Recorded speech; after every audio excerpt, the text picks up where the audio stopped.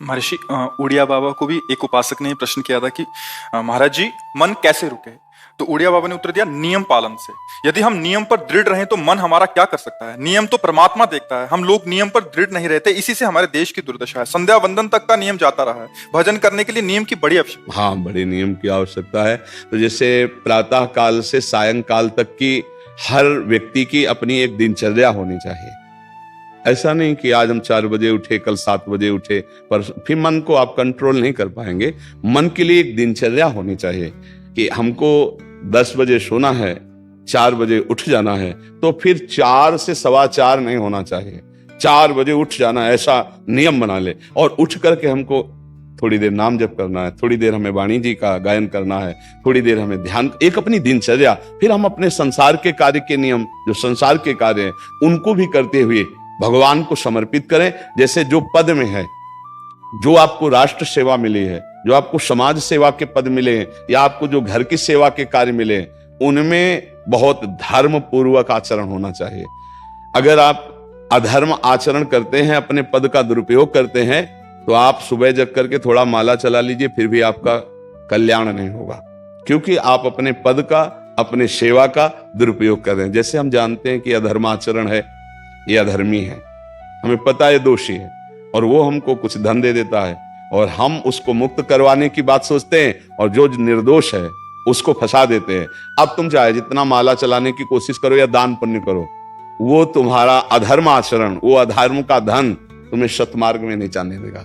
नियम लेना चाहिए कि जिस पद में है, जिस धर्म में है, जिस कर्तव्य में है, चाहे कुछ भी हो जाए, हम अपने कर्तव्य से विमुख नहीं होंगे। जितना जप महान है, उतने कर्तव्य महान है। दोनों बातें समझना है। माला फेरा और इसके बाद बेईमानी, अधर्माचरण, इनका कोई नियम नहीं है कि हमें कैसे चलना है, तो वो माला काम नहीं कर पाएगा, क्योंकि उसका तभी सत्य भाव माना जाएगा माला जपला जब धर्माचरण है। धर्माचरण नियम से। बोले वो बड़े कट्टर नियम वाले हैं, उनको घूस नहीं है, आप उनको भयभीत करके नहीं काम करवा सकते, प्रलोभन में काम नहीं करा सकते। ये हमारी गृहस्थी है ना, तो गृहस्थी के पालन के लिए धन चाहिए, और धन के लिए हम धर्म को आगे रखें, धन को नहीं। धर्म को, हमारा कर्तव्य क्या, प्रायः जैसे पूज्य बाबा ने कहा, आज हमारे देश में बहुत दुर्दशा हो रही है। दुर्दशा हो रही, क्यों? क्योंकि सब अपनी जगह से गलत हो रहे हैं। अगर अपनी जगह हम ठीक रहे तो हमारी दुर्दशा नहीं होगी, हमारा भजन कम होगा, लेकिन हम धर्म से चल रहे हैं तो हम विजयी होंगे। हम भगवान को प्रसन्न कर सकते हैं, क्योंकि हमें जो कार्य मिला है वो भगवान का ही कार्य, सृष्टि भगवान का कार्य। जैसे नए बच्चे कुछ वकालत पढ़ रहे थे, तो यहाँ के प्रश्न किया था कि हम जानते हैं कि वो दोषी नहीं है, हम जानते हैं कि वो दोषी है, पर दोषी हमें पैसा दे रहा है, तो हम वकालत पढ़ी इसीलिए, हम उसको जिताएंगे, तो क्या कोई पाप है? तो उनका खुला पाप है। बोले नहीं, हमारी कोई ऐसा कंपनी दो, ऐसा कुछ बोले कि हमारी कंपनी को ये सिखाया जाता है, तो हमको तो ये करना ही होगा, अगर नहीं करेंगे तो हमारी वकालत का मतलब क्या रहा? तो नहीं, वकालत का मतलब अधर्मी को मुक्त करवाना नहीं है, वकालत का मतलब अधर्मी के सबूत एकत्रित करके उसको दंड दिलवाना है, और धर्मात्मा को मुक्त करवाना है। अब इसके लिए आपके पास अर्थव्यवस्था अगर कमजोर भी है, तो धर्म व्यवस्था आपकी पूरी है। धर्म व्यवस्था ठीक है तो परिवार स्वस्थ रहेगा, सुखी रहेगा, भगवान आप पर प्रसन्न रहेंगे। अच्छा, फिर हमने तर्क रखा कि जैसे आपकी बहन के साथ कोई गलत व्यवहार करे, आपको पता है, और वो आपको 10 लाख रुपया घूस दे, तो क्या आप उसका पक्ष लेंगे? नहीं। तो फिर दूसरी बहन के साथ किया। अब यहां विचार करना है ना, अपने भाई का अगर कत्ल किए हो, मुझे पता हो कि ये दोषी है, तो क्या हम पैसे से उसको मुक्त करने देंगे? लगेगा कि जान की बाजी लगा देंगे, और तुम्हें हम ऐसे ही एक गरीब आदमी की किसी ने हत्या की, तो आपका पक्ष बनता है। पर यह ज्ञान कहां मिलेगा? बिना अध्यात्म के ज्ञान तो मिलेगा नहीं। ज्ञान तो इस बात का मिला कि कैसे पैसा कमाया जाए। अच्छा, वो पैसा यदि अधर्म से आया है तो आपकी दुर्दशा कर देगा, आपकी बुद्धि भ्रष्ट कर देगा। तो जो बाबा कह रहे हैं कि आज हमारे समाज की बड़ी दुर्दशा हो रही, उसका कारण यही है कि हमें अध्यात्म का ज्ञान नहीं, हमें धर्म का ज्ञान नहीं, और बड़ी बड़ी गलतियां हो जाती है। बिल्कुल पता है आदमी निर्दोष है, और हम धन के प्रभाव से उसको दंड दे देते हैं। वो दंडा भगवान जब आपको पलट कर देंगे तो आप सह नहीं पाओगे। उसका परिणाम बहुत बुरा होता है। तो इसलिए समाज को चाहिए अपने अपने कर्तव्य का पालन करते हुए एक नियमावली बना ले। जैसे कुछ दुकानों का नियम होता है कि वहां फिक्स रेट होता है, नहीं होता। वहां ये नहीं चलेगा कि कसम से कहते हैं कि तुम्हें हम अपना जान करके कि 100 रुपया मीटर ये मिला है, हम बिल्कुल मुनाफा नहीं ले रहे। नहीं, झूठ के बोल रहे हो। दुकान खोले मुनाफा के लिए, झूठ के बोल रहे हो। नहीं लेंगे मुनाफा, हम जितने का लाए हैं उससे मुनाफा लेंगे, पर 120 रुपया मीटर देंगे। कपड़ा बढ़िया है, नाप फिट है, इससे नीचे नहीं उतरेंगे, हमें सफाई देने की जरूरत नहीं है कि हम कसम खाते हैं या ऐसा। जानते हो ये बिजली है, दुकान है, नौकर लगे हैं, तो इसका मुनाफा लेने के लिए दुकान खोलें, कोई दान करने के लिए तो नहीं। तो सबको पता है मुनाफा लेगा, लेकिन एक फिक्स दाम, उससे 10-20 रुपया का मुनाफा लेकर के हम उसको बेच रहे हैं। लेकिन झूठ क्यों बोले? झूठ के बिना धंधा नहीं चलता। नहीं, ऐसा नहीं है। अब असत्य बोलोगे तो उससे जो आपको मुनाफा मिलेगा वो आपकी बुद्धि भ्रष्ट करेगा। और सत्य है कि मुनाफा के लिए है वही चीज, और आप एक फिक्स रेट में दे रहे, बढ़िया है। अब अगर आप कोई मिलावट करके भोजन सामग्री दे रहे हैं, आपको पता है, तो जो खाने वाले के हृदय में बैठे हुए भगवान है वो तुम्हारे जीवन में मिलावट कर देंगे, तुम्हारा जीवन महान दुखमय हो जाएगा। ये कहां समझा जाता है? एक आदमी सिंथेटिक दूध बना रहा है, उससे कहो ये अपने बच्चे को पिला, नहीं पिलाएगा।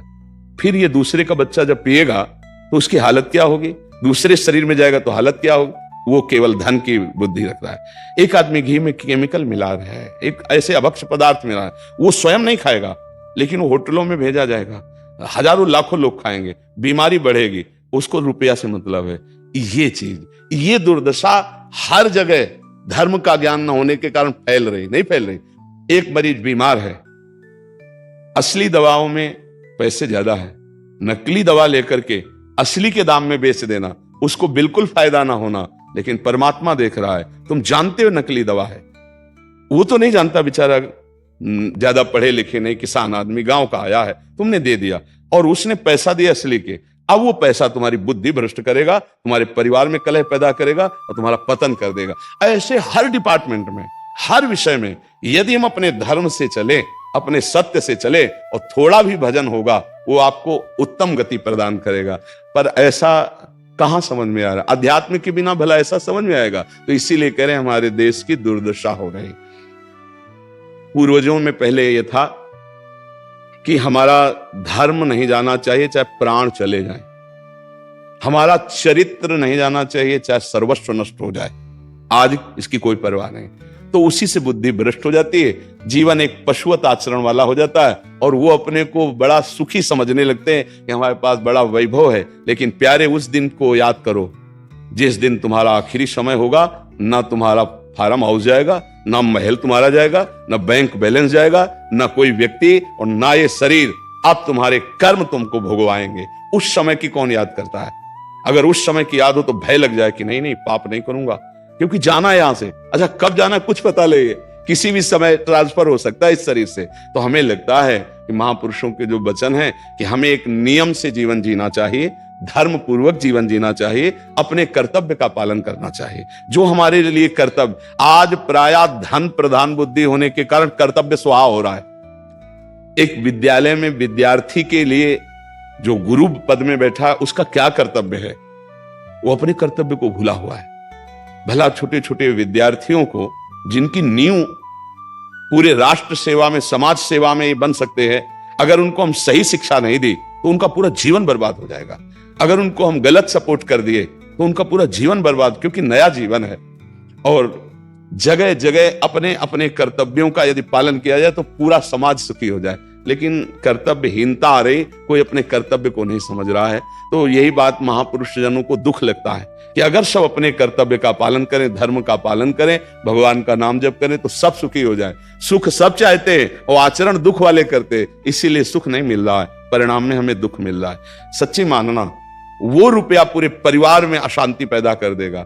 और धर्म पूर्वक 100 रुपया लाओगे और 4-5 परिवार के बैठ के नमक रोटी खाओगे, आनंद से सोओगे, बड़ा प्यार रहेगा, भगवान की कृपा रहेगी। पर यह बात समझ में नहीं आती है। तो ये वृत्ति अगर छोड़ी ना जाएगी तो कुछ भी कर लो, कहीं भी दान पुण्य कर लो, लाभ नहीं मिलेगा। अगर दान देने की बात कही गई है तो धर्म पूर्वक कमाए हुए धन से। अगर आप मेहनत से कमाए हो ना, 10 रुपया दे दोगे ना, तो 10 रुपए का वो आटा लाके अगर 2 रोटी खाएगा तो खूब वजन होगा। और आप 1 लाख रुपया बेईमानी का रख दोगे ना, तो बैठे बैठे वो गंदा ही सोचेगा, वजन नहीं होगा।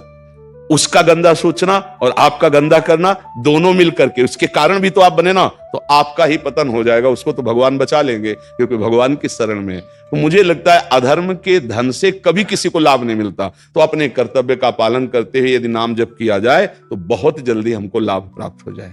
बहुत सुंदर मतलब ये चर्चा होती है, अगर आप लोग इसको धारण कर ले तो निहाल हो जाएंगे। सच्ची कह रहे, ये जो बातें हैं ये बहुत सुंदर जीवन को पुष्ट करने वाली हैं, पर आप धारण कर लें तो बात है। नहीं तो जैसे लाभ दिखाई दे रहा 50,000, तो ये बातें भूल जाओगे, ये बातें अच्छी नहीं लगेंगी। हे यार बहुत बढ़िया काम घर में आएगा, पर हमारी ये बात ध्यान रखना, वो 50,000 घर में अशांति पैदा कर देगा। सच्ची मानना, आप धर्म से चलना, धर्म से चलोगे तो भगवान तुम्हारी रक्षा में रहेंगे। अधर्माचरण देखो कैसी कैसी घटनाएं होती हैं। बढ़िया कार है, फिल्मी गाना लगाए चल रहे हैं, और वो एक्सीडेंट हुआ, आग लग गई, बाहर निकल ही नहीं पाए, वो अंदर ही जल गए। क्या हुआ? ये करोड़ों रुपए की कार भूंज दिया तुमको अंदर ही बैठा के, धू धू करके आग लग गई, अंदर जल। ऐसे जलना चाहते हो या भगवान के आनंद में चिंतन करके शरीर छूटे हो फिर दाह संस्कार हो ऐसे कि सब लोग भगवान के नाम का कीर्तन करते ही जा रहे, फिर आपका अंतिम संस्कार वहां जीवित जल गए? क्या हो सकता है?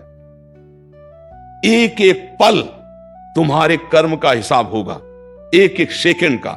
ऐसे कर्म करो कि हमारा अच्छा हिसाब हो, बुरा हिसाब। ये मत समझो कोई देख नहीं रहा, वो देख रहा है जिसको हिसाब कर रहा है, वो देख रहा है। उसके लिए कोई वकील या किसी सबूत की जरूरत नहीं होती, वो सर्वांतर्यामी आपके अंदर बैठे ही देख रहा है। तो सदैव जैसे सत्संग सुन रहे हैं, तो अगर हाथ जोड़ के प्रार्थना है, थोड़ी भी बात मान लोगे तो आप सच्चे सुख के मार्ग में चलने लगोगे।